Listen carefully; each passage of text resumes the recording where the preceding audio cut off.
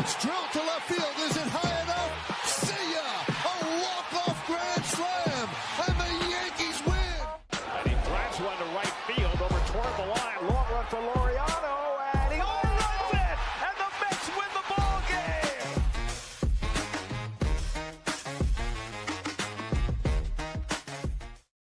Episode 89 of The Burrows. As always, Kevin Bunk, Michael Merlo with you. And we were really anticipating this Kyle Tucker news all day yesterday. We knew it was going to happen yesterday. Everybody did. Doesn't go the way we wanted. We were all hoping for the Mets here. I didn't want him on the Blue Jays. Mike obviously wanted him on the Mets. He ends up on the Dodgers. They felt like the third horse in the race. Obviously, they were not. And Mike, your immediate reaction last night when you saw this tweet? I've got a Mets account right now. I just logged on to Twitter because, we might need it later. I got a Mets account posting, should we consider bringing back Griffin Canning? Okay? That's where we're at. My immediate reaction is, why the hell are we going to play the season? The Dodgers signed Kyle Tucker. You look at the projected lineup. Why the hell are we playing a baseball season this year? You know what? I'm all for the big market teams and the teams with the power and the money to spend it. But Kevin, it gets to a point, and we've reached that breaking point with the Dodgers here, which I'm very interested to hear your thoughts on this as well, because I don't think it's like fully on the Dodgers. I think the players are at fault here. Everybody wants to blame the league, and everybody wants to blame Rob Manfred, but I want to blame A, the other owners that don't want to spend money, and B, the loser players that just want to go play for a super team and not try and compete against them. Yeah, I blame the other teams that don't spend, because as much as I think Kyle Tucker, is lame as hell for doing this and for going to the Dodgers, it's the best offer I think anyone in Major League Baseball history has ever gotten in free agency. I think that this deal is that good. 6 or 4 years for $60 million a year. That's a ridiculous contract. So I don't even blame him for going there. I did last night. I've kind of cooled on it today. But I have to blame the rest of the teams in baseball, because there's 30 teams, Mike. There are only 5 that would even conceptually make this offer to Kyle Tucker. The Yankees, the Phillies, the Mets, Dodgers, and the Blue Jays. Those are the only 5 teams that I think, in theory, would ever even consider this or ever even possibly do it. And only 3 of them were in on this. And one of them, the Dodgers, end up going the distance on a $60 million a year contract. I blame the other teams. This is not like the NFL where a player hits free agency and you immediately have 31 other teams besides the one that's probably trying to re-sign him in on the bidding because of that salary cap. So it sucks. Free agency's totally weathered down. There's only 4 or 5 teams in on every guy. And it kills the sport, because now if you were a guy with no bias towards the Mets or the Yankees or any team involved in this, and you were Kyle Tucker and you had those 3 deals on the table last night, you'd probably take the Dodgers. Right. But all right, we'll go over the Mets offer too, which was, in theory similar, right? It was 4 years for $220.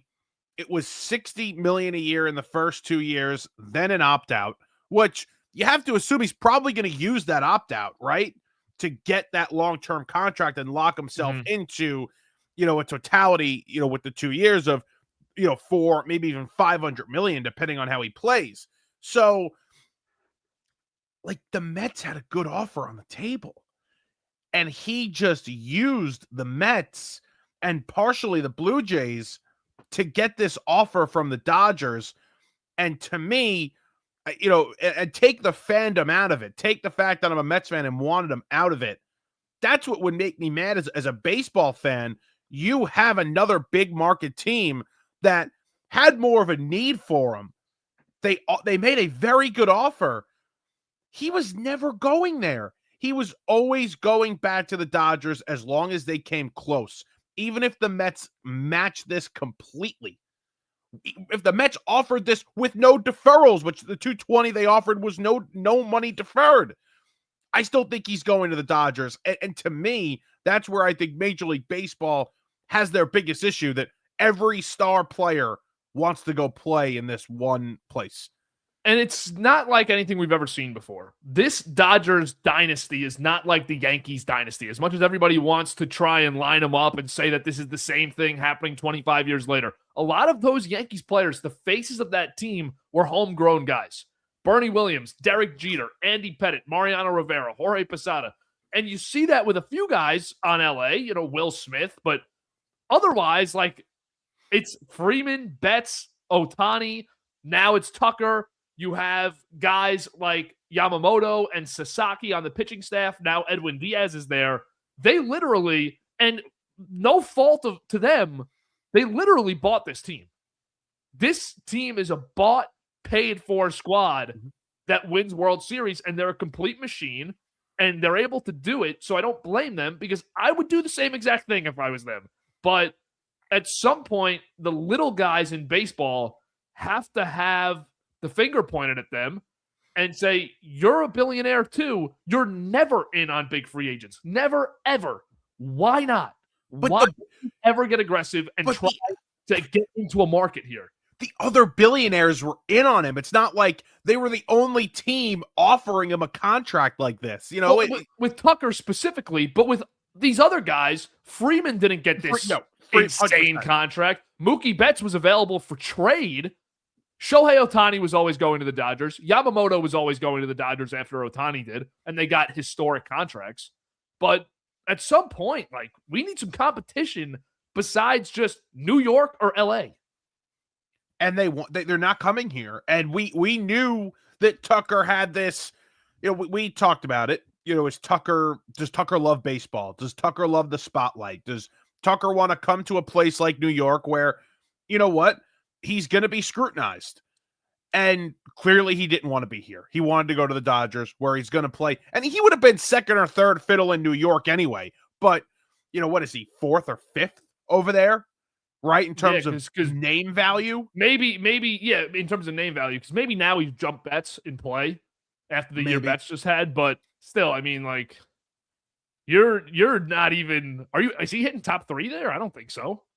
He's definitely not. So. With Freeman and Ohtani, they're not going to put 3 lefties in the top. He's probably the 5 hitter in LA. And I'd probably go Will Smith if he hit, unless Betts starts to hit. It would probably be Ohtani, Betts, Freeman, Smith, Tucker. You're the 5 hitter. It's a joke. It's a joke. And you know what? I went to bed last night, okay? And the complete opposite of the night prior, when I was kicking my feet when Harbaugh signs with the Giants, right? Like, he hasn't signed yet. He couldn't go to bed. Just rumors, really. Right. Couldn't go to bed, just so ecstatic, calling people this and that. And last night I put my head on the pillow and I said to myself, I had people, texting me, DMing me, and what do you do from here if you're the Mets? And I said, nothing. What the hell's the point? You're going to get into a bidding war on Cody Bellinger? And what is Cody Bellinger going to do for you next year? And then I woke up today with a clear head. I woke up today with a clear mind. Okay. And I said, you know what? They're not just going to lay down and die. They're going to put a team on the field, and they're going to try and field the best team. Because you know what? You got 2 superstars at the top. You got one of the best players in baseball. If we're going to rank every player from the Mets and the Dodgers at the top half, Mets got the second best guy there, bud. So, you know what? Let's bring in some free agents. Let's make some trades. Let's go after this team. I love that mindset because they have the second best guy, but they don't have the 3rd, 4th, 5th, or 6th best guy. But I love the mindset. And yeah, I see Sarge. I see Sarge in the comments. Good for him. That's sick. No, we're not doing that today. Here's what I'd say, and he would agree with me. It's baseball. And if we're sitting here a year from now and somebody beat the Dodgers, I'm also not surprised. A team in Toronto just took them to 7 and was 2 outs away from winning. I mean, you never know who's going to get hurt. God forbid, but you never know. And that's a reality. But this is unprecedented. And I'll just talk for a second. I know that you know it, so I'm not lecturing you. Mets fans seem to think Steve Cohen's the richest owner in baseball, and in principle he is. But the Dodgers ownership group is so much wealthier, and they're almost a cheat code because Mark Walter is the CEO of Guggenheim Partners, a financial advising firm that has over $350 billion in assets. So they literally are the best in the world at managing money. So when you see all these deferrals and everybody says, oh, they're going to have to pay for it down the line. No, they're not, because they manage this in a way that it's sustainable. And they do a great job. And they're so much richer and they have so much more money to spend than every other ownership group. Nobody comes close. So when you see this deal for Kyle Tucker and you say, oh, it's an overpay, they're going to make this back in the first 3 months of the season because they understand how. They know how to do it. They know what they're doing. And Mark Walter is an absolute genius at the top of it. And the rest of the guys in their ownership group, guys like Magic Johnson, the celebrities, the people who love to sit in the box with Walter and be the face of the World Series parade, they love to pitch in their money too. So the Dodgers have something going right now that George Steinbrenner didn't have going, that Steve Cohen doesn't have going. Nobody in professional sports has ever had a racket like this going and running it in this business format where money is so sustainable and all they do is grow and grow and grow. It's impossible to compete with. It is, and we're also not talking about the money they're making from overseas and the money they make on Ohtani. I mean, that contract is all paid off already, no matter what. Like that $700 million, the 680 deferred, they made that in the first year on Ohtani alone. So we're not even discussing that aspect of it. This I can't do. This right here I can't do. The Cohen has no money. Yes, he does. Read the article. He wrote a check for $850 million. That's all he has to do is write a check for $850 million. Worth $20 billion. Okay. And then the casino gets built and he brings in over $1 billion in revenue a year himself. So I don't want to hear that. Okay. The money is not an issue with Cohen. The money was up. He offered him a $75 million signing bonus, for crying out loud. No money deferred. The money's there. It's the general manager not wanting to spend money on certain players. That's the issue with this offseason right now. While you just did that rant, Steve Cohen just made another $850 million. So I think he's good on spending money. I agree with you. He definitely has the money to spend. It's just about allowing this guy and David Stearns to come in and build a baseball team because Cohen tried to get him for so long. At some point, the smart thing to do, whether you agree with the way it's going right now or not, is let the baseball guy build the baseball team. And that's what they're giving Stearns the opportunity to do. And if it doesn't work out this year, you go find a new guy next year to go build the baseball team, maybe more aligned with Cohen's vision. But I think Mets fans do wish this guy had a little Dave Dombrowski in him. Because imagine Dave Dombrowski running this team. Yeah, well, Cohen would be broke. I've never seen more hatred for a president of baseball operations or a GM in this town in a while. I was listening to the Fan and somebody compared him to the Antichrist yesterday. Yeah, it's like we're getting to new levels with the David Stearns hate. And I don't want to do this because I understand why they didn't bring back Alonso, and I understand why, Nimmo's not here and McNeil's not here anymore. I understand the reasons why. I'm not particularly happy that Alonso's not here. Nimmo and McNeil can give a rat's ass about. Yeah. But I understand why he's not here. But with the way this offseason's played out, man, like, you couldn't offer a contract? Yeah. You couldn't offer a contract? What are they going to do? Should have. What are they going to do? I don't want Cody Bellinger for $30+ million a year. I really don't. You can have him perfectly fine with that. I don't even want him for that. Go and take him. I mean, come on. He made so much money last night. Yeah, that's a crazy. I mean, that's what Boris was waiting for. Yep. He was waiting for Tucker the whole way, and now that'll ramp up because I'm sure Toronto or the Mets are going to check in on this and heat it up in some capacity. Because, I mean, the Mets outfield right now, I know Benj is planning on playing, and there's high expectations for him. So I'm not saying the Mets outfield is as bad as it is on paper, but it's Soto and Tyrone Taylor. Right. Well, no, because you want Benj to be playing at center, and then you need a corner outfielder. You can't. Well, yeah, I know, but like literally on the depth chart right now, it's Soto and Tyrone Taylor. Jared Young's still there. Jared Young, yeah, awesome. Actually, they're definitely not even going to call for Bellinger to see what it is. But I'm curious with Sarge too. I just want to ask him one thing. I should have just had him on, but do you even get like excited when they sign free agents anymore? Even because this is literally, if you laid this lineup and pitching staff out, it's in theory, like you could see that if they were all in different places, like, oh yeah, that could be an all-star team. That could be a National League all-star team where the 1 through 5 are all MVP level players. And then your 6 through 9 are guys who've had 25+ home run seasons and here and there are just great baseball players. And then the pitching staff is made up of just massive names and complete studs.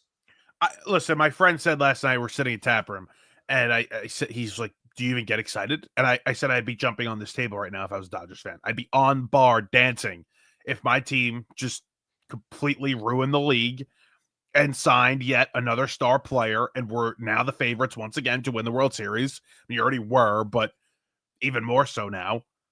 Yeah. Like, this could legitimately, and they're not going to break the win record because of the way they manage the regular season. They manage it differently than any other team. So they're not going to win 120 plus games because they don't care. They're going to win the division with over 100 wins, but they don't care about getting to that number because they're not going to push their starters. And Kyle Tucker's only going to play 140 games, and the same thing with Betts. So they don't care. But once they get to the World Series, it's good. The playoffs. I mean, that's it. It's done. Maybe my most rational, simple take of the 89 episodes we've done was when we did the playoff preview this year. And I looked at that team, and everyone was counting them out. The Dodgers, 3 seed coming in, limped in. And I looked at it. I'm like, every guy is healthy. They weren't all year. I don't think they were even hurt. They just want to get to here, and they might do that again. This team might win 91 games. And then all of a sudden, Murderer's Row lines up for the playoffs, and they haven't all year long. This is unbelievable. They're too good to win 91, but like, yeah, but you go 101, 102 feels low for the roster. Yeah, right. Like, what would their win total for you be? Like, if you, and I'll look at it right now if it's out. I'd probably be like 111. You'd be at 111, like 110 and a half. They were like 106, I want to say, last year. Yeah, they were. Last year they were 104, I think. All right, 104. Because I remember Mad Dog had a big argument with Steve Phillips about that. I'm going to check it right now. Yeah, I was thinking this last night, too. I mean, the Dodgers fan base, it's not like they've just been so spoiled forever, because they did have 30 years of just complete hell and gut punches and shortcomings. I mean, remember Dave Roberts was on the hot seat for 10 years. Like, he was Mike Tomlin. And they finally break through, and not only do they break through, but they just turn into the greatest. I mean, I think this is probably going to be the greatest spectacle of a sports franchise from 2020 to 2030. You take any decade time period of any sports franchise ever, the Dodgers are going to be the greatest spectacle and case study that we've ever seen. And I'm usually of a lot of the national guys like to, especially my guy Cowherd, the national guys love to say, well, super teams are good for sports. And I tend to agree with that. I thought when the Warriors were at their heights, those series against the Cavs and LeBron, they were unbelievable. They were so much fun to watch. I do think super teams are good for sports, but I think we're past the point here with the Dodgers. I think we've gotten to a point with the Dodgers right now where this is beyond a super team. It's an all-star team. It is just not fair for baseball, and I'm not even going to put the blame on them. Again, like I said before, I'm not putting the blame on the Dodgers. I'm putting the blame on the players and the Players Association, because he got his money. He got a great contract. Whoop-de-freaking-do. He had a very similar offer. And I truly believe in my heart of hearts that if the Mets just matched it, he's still going there. Yeah. And I don't blame him. See, that's where we're different today. I don't blame the players, because this is the reality of the game. I blame the Players Association more than I would blame the players, but this is the reality of the sport. I mean, the best destinations offering the best contracts, and they're the best team. It's really tough to say no. It's really tough. You brought up the Warriors, though. I was curious last night, what's the sports equivalent to the Dodgers? What is their equal in another sport? Because I don't think we've ever actually seen a team spend and build like the Dodgers, but it would have to be those Warriors teams, right? Yeah, I would assume so. When they got Durant. Yeah, the Durant Warriors teams, because this move is Tucker already going to the best team in the league. He's the best available player, and that was Durant, who was a better basketball player than Tucker is a baseball player, but he went to the best team regular season-wise of all time, who had already won a championship. So they were already great, but it's different in baseball because there's so many more guys. Like they have 12 or 13 complete superstars on this team. The Warriors had 4. The Dodgers were at now. I don't know how live this is. It's saying 104.5. I'll say this. The final out of the World Series was made. Okay. And I looked at my two friends and I said, the Dodgers are not winning the World Series next year. And the reason why I said that was because their pitchers, more specifically, their big time guys like Yamamoto, had just thrown so many innings in such a short period of time in that postseason, where I said the injury luck that they had late in the year is just it's not going to be the same as it was last year. I said, and I just think you're going to have more injuries to that pitching staff, and that will be their downfall. Hey, Kevin, I don't believe that anymore. I don't believe that they're not going to win the World Series this year. And we had predicted it that these two would end up, Diaz and Tucker would end up on. We did the have Dodgers. I mean, that was in our predictions for free agency. So it's not a surprise, but the fact that it dragged out to this point and then it still happened is just alarming. But the Dodgers right now, payroll-wise, are at $552.3 million when you include the tax. So it doubles a lot of those salaries. Kyle Tucker is actually getting, worth like $126 million a year for them with the tax. But they are just taking that Steve Cohen tax and completely abusing it. That's the other thing, too, that sort of pisses me off. And I did see this on Twitter a lot last night. And this has been a conversation for a couple of years now, is that they made this tax so that Steve Cohen, one man, by the way, like we mentioned, one man, Steve Cohen, worth all that money. They were so worried about him coming in and spending all this money and making it unfair. And meanwhile, you have an ownership group, like you mentioned, worth hundreds of billions of dollars. They don't give a rat's ass about a tax. Cohen does, because it's his money. So he is he's gone over it. He's paid large penalties in some cases, but even this year, before I think it got to this point with Tucker, they were going to blow past the number in the last barrier. But they were conscious of where they were in terms of the tax, and the Yankees have been as well. That's a different story. But you set this tax up for Steve Cohen. Dodgers don't give a rat's ass. So are we going to go into the new CBA this year? Is there going to be a salary cap? Are you going to make a Dodger tax now? Like, what are you going to do? How are you going to fix this? Well, the one thing that I think could end up getting changed, I don't think they ever play with a salary cap, because the standard has just been for too long that players get paid what they want and that there's no cap. I don't think there'll ever be a floor, but I think that they might do something with these deferrals, because the deferrals are the one thing the Dodgers have been doing that nobody else has really been able to do. It's almost like guys like Teoscar and guys like Snell, and we'll talk about it in a second because I want to, but the Ohtani contract is criminal for the rest of the league. Like, he's making $2 million a year right now on a $700 million contract. That's unacceptable. But either way, again, not trying to rip the Dodgers because they're allowed to do it and they're doing it. But the Yankees and Mets and Blue Jays don't seem to also have the option of giving players those contracts, because the incentive that they don't have is playing for the Dodgers. Guys want to play there so bad that Blake Snell will take massive deferrals. Teoscar will take huge deferrals, but they wouldn't take those for the other teams. Yes. I also don't know if they want to get in the business of doing massive deferrals, though.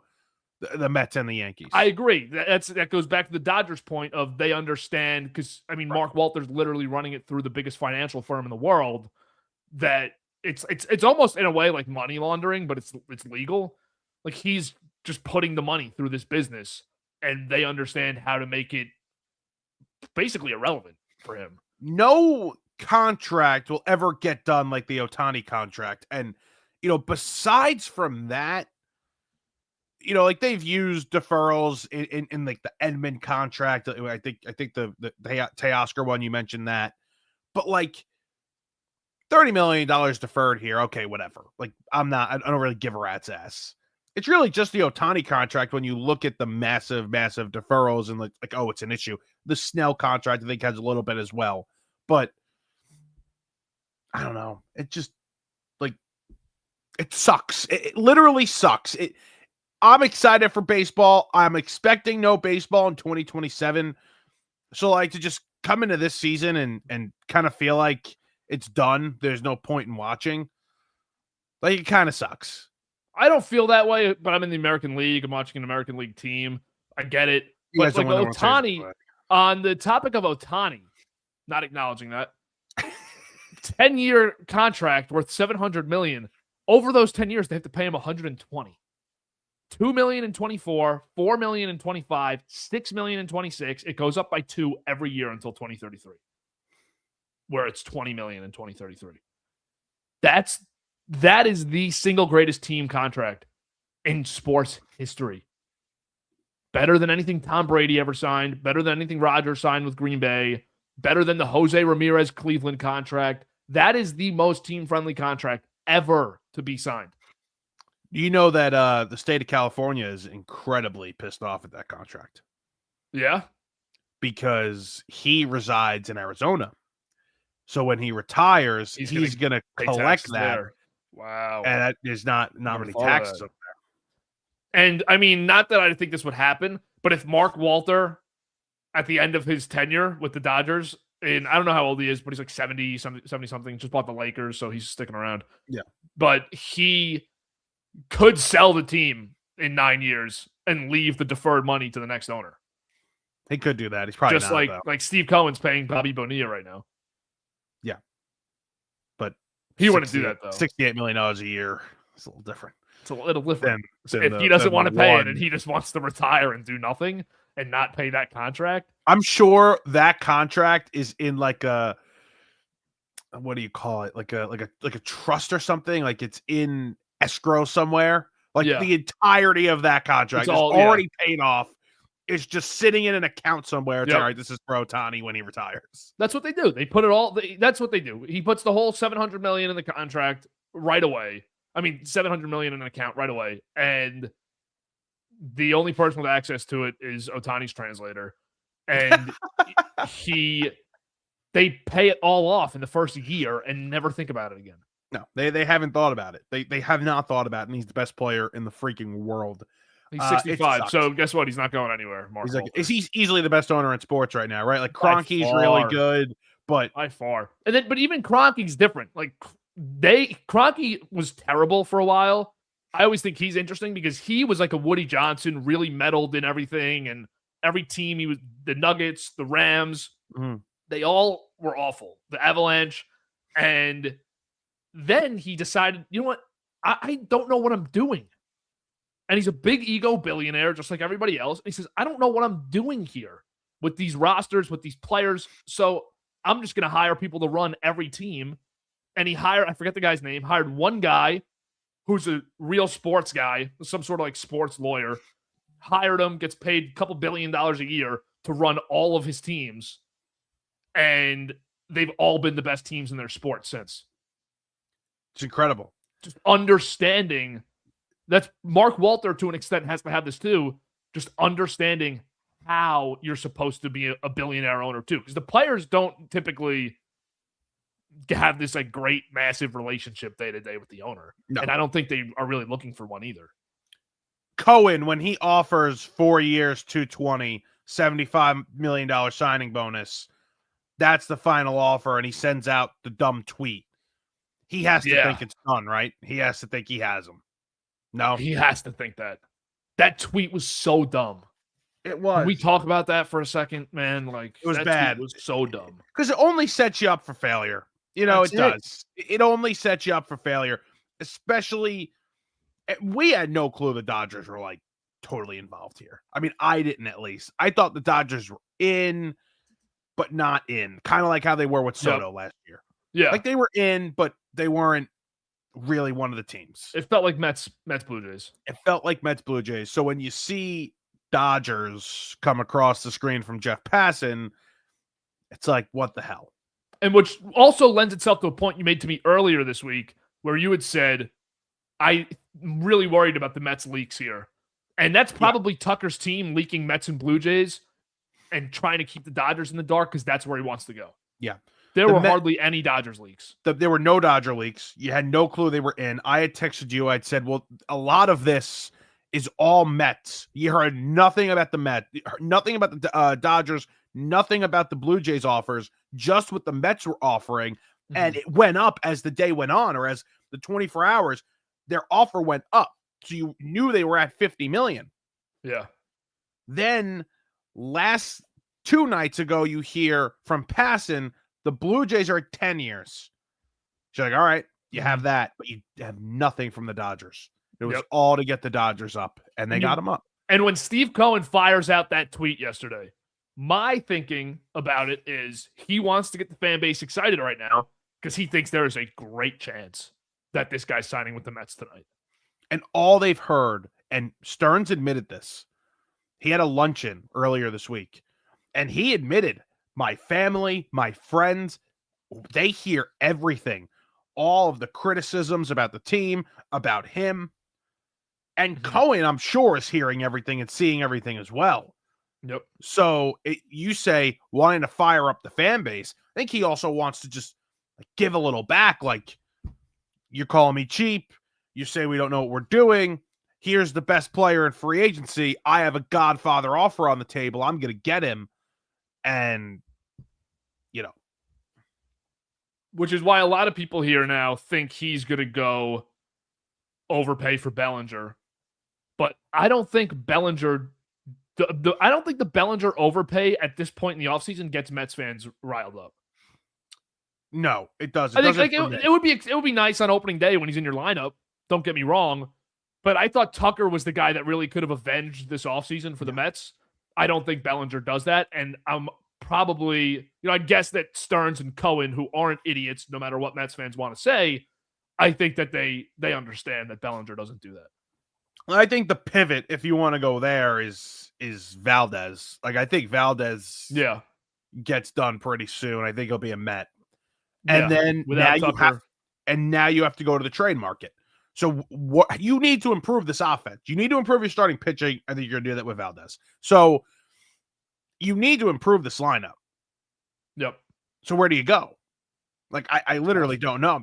Do you sign? I've said this 10,000 times. Do you trade for Yandy Diaz, put him at first, then you got Polanco at DH? You move Vientos for something? Like, what do you do?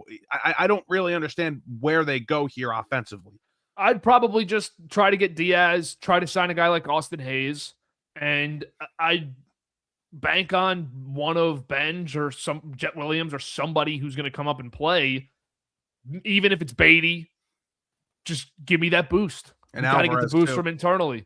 Alvarez looked good at the end of the year last year. He did. And then who knows who's available at the deadline? If Murakami has 23 home runs in the end of July in Chicago and they suck on that short-term deal, he could easily get traded. There's going to be a lot of guys, as always, that could get moved. If I were the Mets, I would not sign Bellinger. I would not pursue any of the other big price bats. Go get Hayes, get Diaz. Hope Alvarez, Beatty, or Benj give you something this year. And honestly, as great as his year was last year, you could hope for more offensive production from Soto and Lindor. I mean, that could be something that you could expect. Well, when you look at Soto's year, as great as it was a lot of, it was a lot of solo home runs. There were some moments where, he didn't come up in the clutch, and that's all going to change. He's too good of a player. Yeah. He's too great the rest of his career. There's too much on paper the rest of his career in these clutch moments. He's going to be fine next year, and he's going to get those big hits, and that's what they were missing last season. So they were never they're not as bad as you think right now. I agree. But they need more. They do. They need more. And in hindsight, Alonso made a lot of sense. I hate to look back 10 years from now too. I know we gagged about the home run record and laughed about it and how bad Mets franchise history is, and it was a total punching bag. But this was a franchise guy that we're going to look back in 10 years and not feel the same about his tenure because he didn't get that full run with the team. And I don't think he was a problem that needed to be shaken up like Nimmo and McNeil were. Well, especially when you look at the rest of the offseason. When you look at the way this offseason went and you're saying to yourself, you didn't even offer Alonso a contract, and what if you get involved in the Cody Bellinger sweepstakes Mhm. now? You're going to offer Cody Bellinger the contract that would have got Alonso done? Yep. Like, at that point, I understand Bellinger's upsides. He's a better defender in this and that. He's more versatile, but I'd rather Pete Alonso. If we're giving the same contract out, 5 years, 150, I think I'd rather Pete Alonso in that scenario, at least for the Mets. Yeah, I would too. What do you think on Bellinger and Bichette here? I think Bichette's really interesting right now because Toronto could re-engage with this. I know the Phillies rumors have gotten hot with Mattingly there, and it's felt like the last few days, last week or so, he's going to end up in Philadelphia. Still might, but Toronto now needs to go get another bat. I could see them jumping in on Bellinger. I think they would be the team, but Bichette makes a ton of sense to go back there. Yeah, I would say Bichette to Philadelphia feels real, but absolutely they could get involved. How involved does Toronto get on Bellinger would be my question, because if the price is too high on Bichette, do they say, you know, it's a little cheaper to go and get Bellinger, and we value them similarly? Do I just go get Bellinger? I think that would be the question for Toronto, but it feels real with the Phillies, and I think the Phillies really want to move off of Bohm here, and they probably have to do that if they sign Bichette. So I think it's like it's also an addition, and then the subtraction is also an addition as well for them. But now Bichette's probably a $200 million player. Which I do not feel comfortable giving. Which is why I think, in the offseason of overpays, he is a candidate for sure. Initially, I thought he'd get something around what Alonso got, 5 for 155-ish, a little more for Bichette, but I think he's a $200 million player, and that's definitely what he's asking for. And if not, you got to go that 2 for 80 or 3 for 120 route. Is he a Boris guy? Is he a Boris guy? I don't think so, but I'll check. I would not feel comfortable giving Bichette the kind of money he's going to get. His agent's actually Gary Vaynerchuk. Is it actually? Yeah, he has a sports agency where he deals with. He doesn't have a ton of clients, but Vayner Sports is his agency. So I don't know if he's the principal agent, but he owns it. Yeah. Okay. Your guy Gary V, big jet guy. Big jet guy. Yeah. Wants to buy the Jets. Yeah. Hopefully one day he has enough money to do it. Would he be a good owner? Be a better owner than the one they have now. You gotta get Chris involved. What's his name? Chris? Christopher Johnson? Yeah, what's the brother's name? Christopher Johnson. Yeah, Chris. You gotta get Chris involved. I'd prefer not to. He's the only guy that's proven to be worse than Woody. Woody leaves for 4 years. He hires Adam Gase and ruins Sam Darnold. How about the Sox, dude? Suarez. Good for the Sox. I will say it's the first Sox move that I said I'm a little concerned about them now as a Yankee fan. Yeah, they it's good. It's a good front four there. It's certainly a good front four in terms of the starting pitching. I'm not a big Sonny Gray guy, but if he's like your 3 or 4, Crochet's obviously Garrett Crochet. Why can't I say his name? Is unbelievable. Crochet. You almost won the Cy Young. He's unbelievable. He's your 1. Then what would you go? You go Suarez 2. Bello was nice last year. Him and Gray. And then Gray is your 4. I guess you have who's the what's his name? Connolly Early.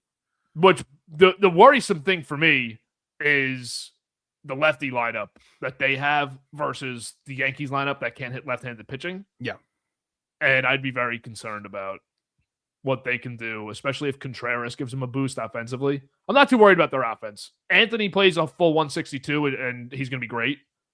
But they got rid of we haven't even spoken about the Bregman signing yet on here. No, we haven't. They got rid of Devers to basically free up cap space and then didn't re-sign Bregman and didn't add Alonso or any of the big free agent hitters. And I still can't believe that their whole past year has happened. It looks bad. I hate the Devers contract. San Fran's going to hate the Devers contract. That trade stinks right now. You want to talk about bad offseasons. I mean, the Mets are certainly up there. I don't think anything's worse than this offseason because for the Red Sox because of what you just said. But you Suarez is starting to player. Suarez makes it look a little better. It does, but offensively, what are they? What are they offensively? They're Roman Anthony and friends. They don't scare you whatsoever. I'm not even a little bit worried about that team if I'm a Yankees fan. I'm worried with about the them right Yankees are now loading because up. the Yankees haven't signed Bellinger yet. Well, Yankees signed Bellinger. You have that rotation. I'm not worried about them. No, we're back. The Blue Jays scare the hell out of me. Yes. They and do. especially if they go bring back Bichette now, or if they go get Bellinger. Right. They would scare the hell out of me. I think the Blue Jays are going to be right back. Cease. I can see Cease bouncing back. We both liked Akamoto. Yeah. The Japanese third baseman. How about this idea, too, for the Yankees? The Red Sox just got Ranger Suarez. You can't hit left-handed pitching. You have too many lefty bats. Bellinger and Boris are kind of screwing you right now. Yeah. I'm offering Bichette a legit contract this week. And if he takes it and I have to bail on Bellinger, I don't lose sleep. No, I mean, they should be in on both. They should be in on both of those guys. It doesn't make sense that they're not. We had saw the report from Jack Curry a couple weeks ago that they weren't in. I think now, after Buster Only, I think this weekend, I said, okay, they're talking to Bichette now because these contract negotiations with Boris have gotten out of hand, which rightfully so. Yeah, it's ridiculous. I mean, Bellinger, if he has a 5 for 155 on the table right now, $31 million a year with multiple opt-outs, why has he not signed? Who is signing him? Who is after him right now? It might just be the Yankees. I'm sure there's someone else there, right? I mean, there always is because he's a good player. But like, what really team? might just What be the big Yankees team? Because Blue Jays worried about Tucker. The Phillies, who could probably use him, are all in on Bichette. The Mets were just in on Tucker. Don't get the sense that they're going back in on Bellinger. So what team is actually in right now, other than the Yankees, on Cody Bellinger? I don't think there was one, and that's why I think Boris has been dragging this for Tucker, because now he's got to be hoping Toronto jumps in. Or the Mets. I think Toronto is more likely to jump in on this than the Mets. It makes a lot of sense for Toronto. Because he is the Tucker, I don't know what you want to call it, but he's like the great plan B if you needed the corner outfielder with a lefty bat. I think the Mets would feel you make a trade or two for another bat. You go get the starting pitcher. You don't trade any of your starting pitching for another starter, for a Freddie Peralta. But it doesn't make sense to me. That doesn't make sense to me. The Mets getting in on him. No, it doesn't, especially because of the years. I mean, if he's looking for 7 years and the Yankees have already offered 5, David Stearns is not going to 5. And he's certainly not going to 7. The Mets are going to hope that Benj and Williams make impacts, and they're going to hope that Alvarez and Beatty make impacts here, and they need their stars, Soto and Lindor, to step up and be superstars. Yep, that's it. I got nothing else today on baseball. You? This right here. Beatty? That right there. No. Yep, Beatty. I think he's getting married too. Good for Brett. All good in the Brett world, and we're very excited for him to be the third baseman this year. That's all I'm going to say. No. Come on. Wish it was you, don't you? Maybe. Brett seems like the man. Yeah, this sucks, though. Baseball's dead. Baseball's dead. No, it's not. We're back. Baseball's alive. You think the ratings are great this year? They were great last year. You think the ratings are great this year? I do. If you're a small market team with a bad team, why check in? Why? I mean, in general, why watch? But well, if you're Colorado, why would you put the game on? All right, but you're the. If you're the Giants, or even the Padres are going to watch. It's because you love your team. That's why you turn it on. You love your team. Like postseason, yes, people are going to watch them. Like you mentioned, they're a must watch. You have to watch them. But like the thing that baseball has that nobody else does, the season to themselves. Got no other sports. Can't turn on aisles. I know, which is great. This is unbelievable. Willie Castro, by the way, that's big 2-year contract yesterday. It's big. Did that happen? Yeah, Willie Castro to the Rocks. The Rocks. I mean, our resident Rocky fan could confirm. He should know that, but I'm pretty sure I saw that yesterday. What? Is he serious? Yeah, Willie Castro? They're spending. They're spending. 2-year deal in Colorado. $12.8 million. I don't know. Ask Luke that question, John. I wouldn't know. I wouldn't know that one. We got a friend in Pittsburgh right now. I wouldn't know. Bucco's games are I would know. I would know the answer to that. You would. Another just element of the Tucker thing. We talk about the fans, but what about being a player on these teams that suck? Yeah, I had this conversation last night. And you're not able to be a free agent yet? I mean, you have like 3 years left. If you're Skeens, you have 3 years left. You can't leave. You're never going to win a playoff series in Pittsburgh. Maybe they get to a wild card once. 6 teams, anything can happen. The Reds just got in. But then, like, you're watching the 5 best players in the league just have a great time together on the Dodgers, just killing everybody. Well, how do you think Soto or like Lindor feel, or I mean, Judge a little less? It's not the same league. You know, how does Harper and Turner feel about this? Like, are they pissed, or are they? Yeah. Are they like, let's load up, like let's go, like let's get a couple more players, let's go beat this team? I think it might just be a worry about it when we get to it thing. Like, we can't focus on it right now. We have too much going on here. You have 7 or 5 games to beat them in October. That's it. You got to win 4 of them. Yeah, or if they coast again. An interesting point on them coasting, though. What if you were them? Wouldn't you want to just say, like, let's go, just beat the crap out of everyone? I think 1 year we just won the 2 titles. We're locked into the 2 titles. We have a good shot no matter what. Let's try to go win 117 games. I think one of the years I would probably want to do that, but I don't think they're there yet. I think they just want to stack titles. I don't think they'll do it. Like, I don't think they'll do it. Crazy. All right. We live in a different time now. It's a wrap. We've done 89 episodes of the Burrows, and the Dodgers have been the best team for all of them. And we're probably never doing one again. I never do. We'll hit 90, and then we'll just wrap it. All right.